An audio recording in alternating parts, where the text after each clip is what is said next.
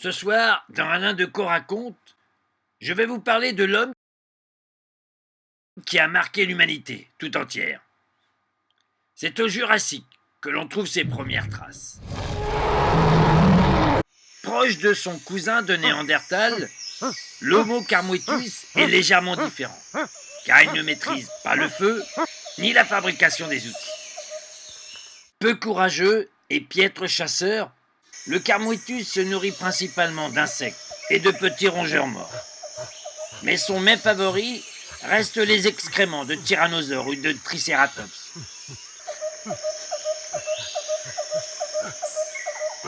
Ce qui lui causera quelquefois des désagréments.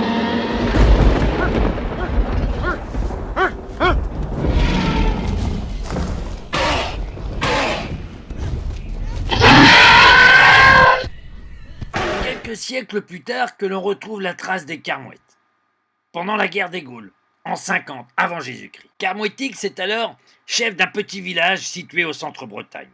Alors que les pauvres Gaulois subissent les assauts incessants des légions romaines de Jules César, le chef Carmoëtix a l'ingénieuse idée d'utiliser une nouvelle arme à destruction massive. On a perdu la moitié de nos hommes. Il faut absolument les repousser. Et pour ça, j'ai la solution. C'est de manger des cerises. Mais Jules César croit encore à la victoire et envoie ses derniers centurions raser le village d'irréductibles gaulois. Il me semble affaibli.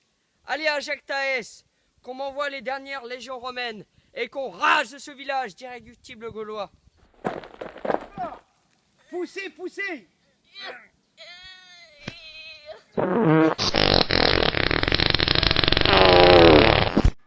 Les Gaulois sont enfin prêts pour la contre-attaque. Prêt, lancez! Gaulois, à vos crottes! Lancez! Mais c'est de la merde! Et le chef Carmoëtix a gagné et repoussé les légions romaines en leur balançant de la merde au visage. Ils sont en train de nous jeter des excréments au visage! Il me faut en chier ces bouseux, qu'ils gardent leur village de merde. Je me casse à Rome. Mon cheval, il est où? Et c'est après la bataille de Merdrinium, qui voulait dire merde en latin, que l'on surnomma les Gaulois de coqs, car c'était bien les seuls à pouvoir gagner les pieds dans la merde. Et c'est pendant la guerre de 100 ans, sous le règne de Louis XI, que l'on retrouve Childéric de Carmouette. Il règne d'une main de maître sur le duché de Bretagne. Louange à toi, monseigneur. Que veux-tu, madame? La foudre a brûlé toutes nos récoltes. Nous ne pouvons pas payer la dîme cette année. Au bûcher.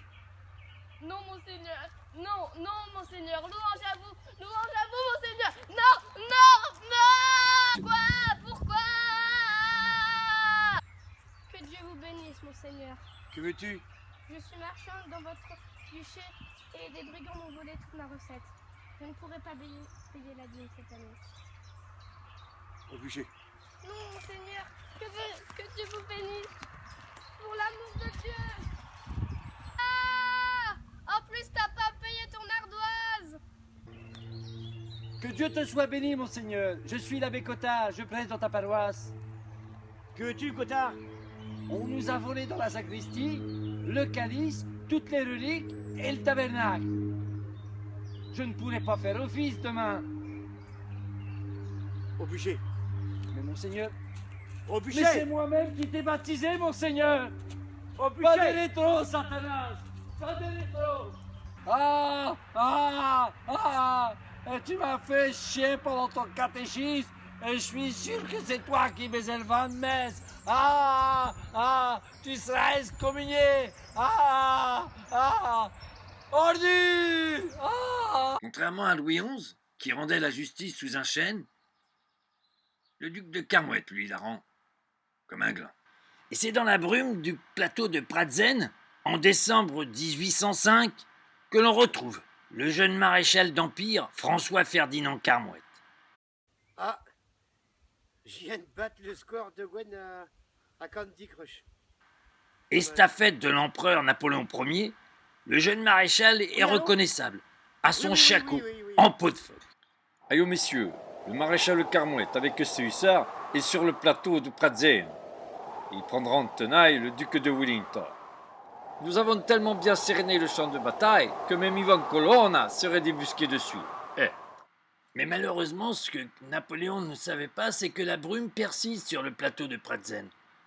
Et le jeune maréchal d'Empire Carmouette, eh bien, ne capte pas sur les hauteurs du plateau de Pratzen. Il n'a que 2 barres.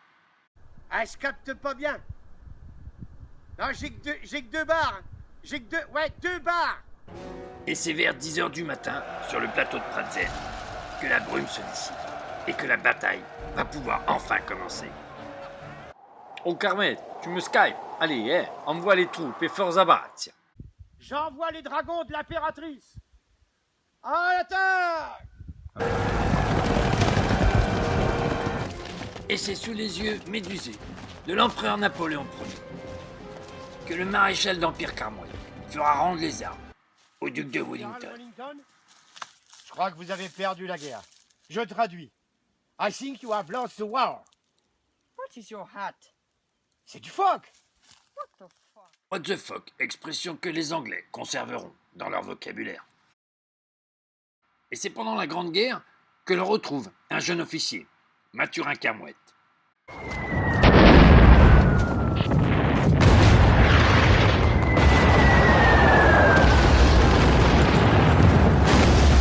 Mathurin Carmouette n'a pas fini major de sa promotion. Il était plus destiné à s'amuser avec des gourgandines. Enfin bref, c'est la guerre. Il va falloir se battre. Et on le retrouve dans un petit village, en Artois, où il subit les assauts incessants de l'armée du Kaiser. Soldats, nous ne devons pas faillir.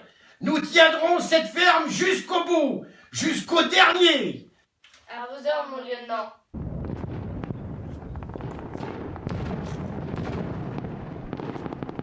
Pour la France, pour la patrie, pour l'empire colonial.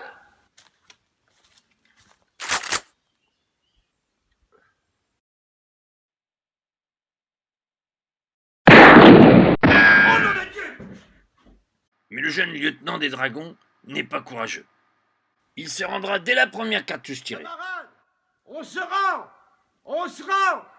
Et c'est d'après cette bataille qu'Eugène Delacroix fit ce célèbre tableau intitulé La première cartouche. Et on arrive à l'été 44. Les Américains ont débarqué et les Allemands subissent des bombardements incessants, jour et nuit. Et dans cette horde de feu et d'acier, eh bien on retrouve le jeune Jean Carmouette, pilote de la France libre. Et c'est pendant un raid qu'il effectue, avec courage et abnégation, aux côtés des troupes anglaises, qu'il sera touché. Mais le jeune pilote a plus d'un tour dans son sac. Sac qui lui sauvera la vie d'ailleurs.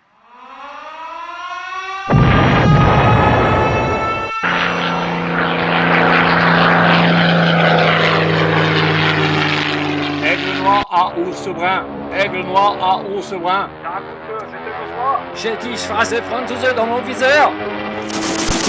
Mais attention, Gunther, il est en train de te contourner. Il est juste derrière moi. Tiens bon, Gunther, je vais te venger.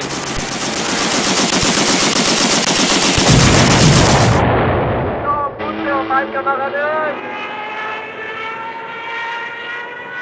Pour le Reich, la bière de München et la saucisse de Francfort, je vais te descendre, je ferai une Franzose.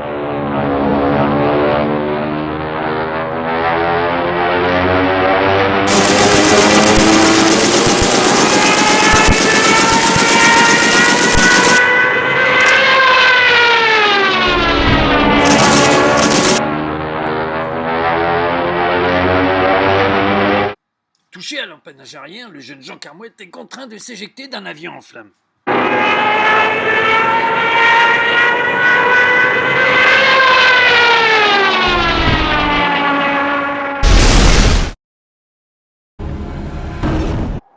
Et c'est à plus de 20 000 pieds de hauteur, sans le sponsoring de boissons énergisantes, que notre jeune pilote fut le recordman pendant bien longtemps du saut le plus haut.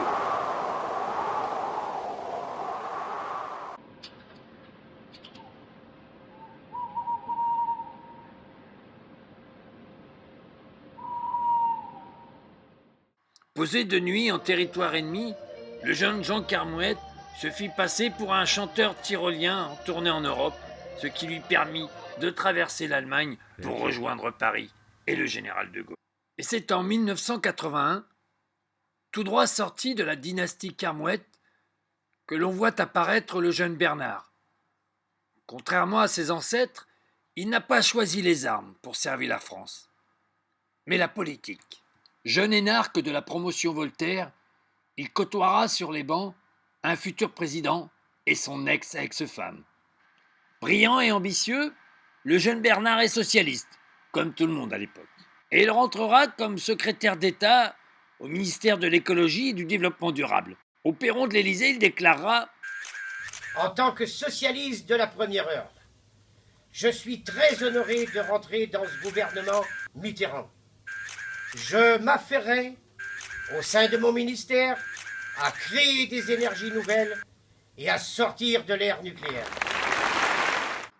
Mais quelques mois plus tard, il fut contraint de démissionner, suite à une affaire de sabordage de bateaux qui aurait pu nuire aux intérêts de la France dans le Pacifique Sud. Et c'est sur le port d'Auckland qu'il déclara aux autorités néo-zélandaises « Responsable, mais pas coupable. » Et c'est quelques années plus tard que l'on retrouve Bernard à la mairie de Paris, en tant que premier adjoint du maire de l'époque, Jacques Chirac.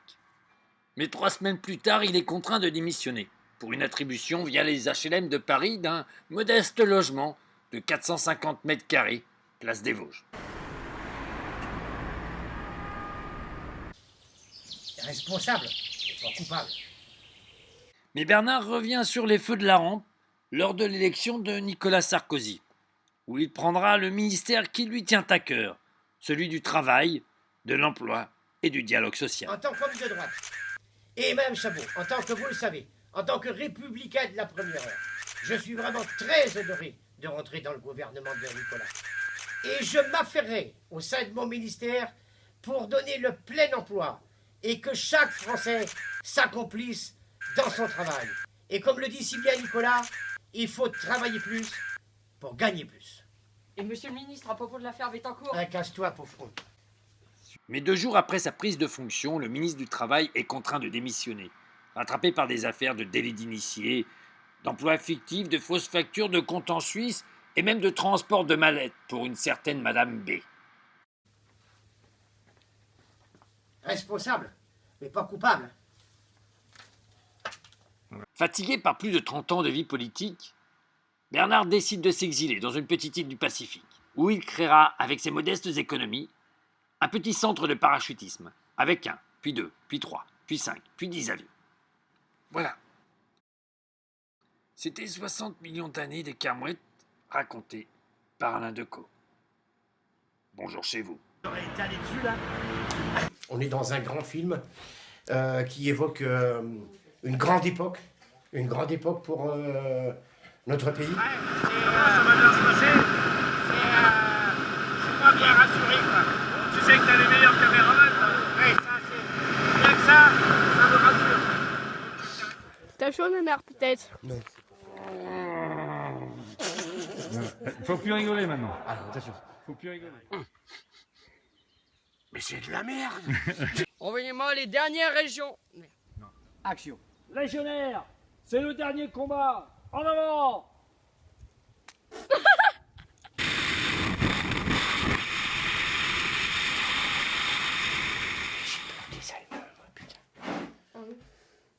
Allez, César, ils sont en train de nous jeter des excréments au visage. Socialiste de la première heure. Je m'affairerai. Putain, merde. Vous y allez.